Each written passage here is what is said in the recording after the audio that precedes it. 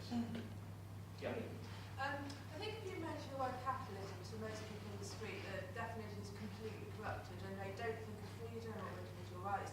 They think of people who are only concerned with money, which is a bad thing, fat cats, selfish people, cold-hearted people.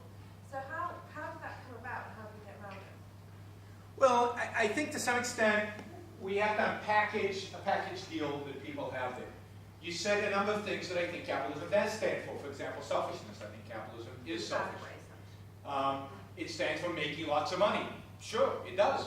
And what we need to convince people is that those things are good things, not bad things. That is, people pursuing their own self-interest, people living their lives to the best of their ability, making the most out of their lives is a good thing, and that's pretty selfish, right? It's about my life, not about your life.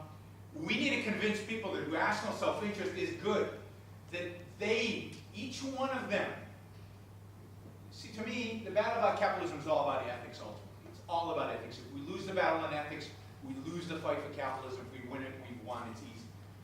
If we can convince people that they have a right to live their life any way that they choose to, as long as they're not violating somebody else's right, and that life is worth living, and it's worth making the best and most out of your life, then capitalism is easy. Because all capitalism is a system that leaves you alone to do that.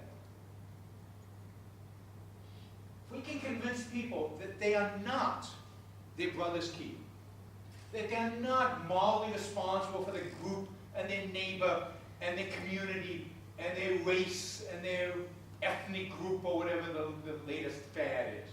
We can convince them that they're not morally responsible for them. They can take care of them if they want to. You know, they're free to help their friends. But they're not morally obligated as the essence of who they are to live for the sake of other people. Their moral obligation is to live for themselves, to make the most out of their life, to thrive.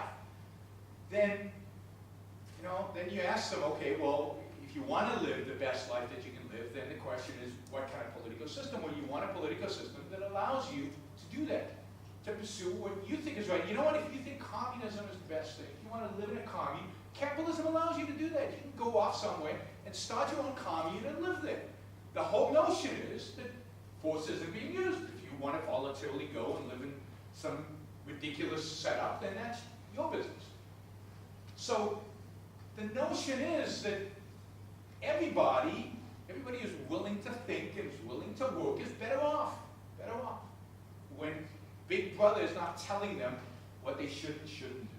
And I think that's the real core of it, because if you just talk economics, it's confusing and it's difficult and there's so many things going on, but you have to make it real to people that it's about their choices, it's about their lives, it's about, other people telling them what they should and shouldn't do. Nobody likes that.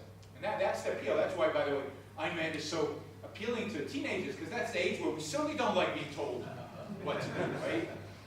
And we read, and suddenly this book legitimizes our wanting to live our own lives our own way.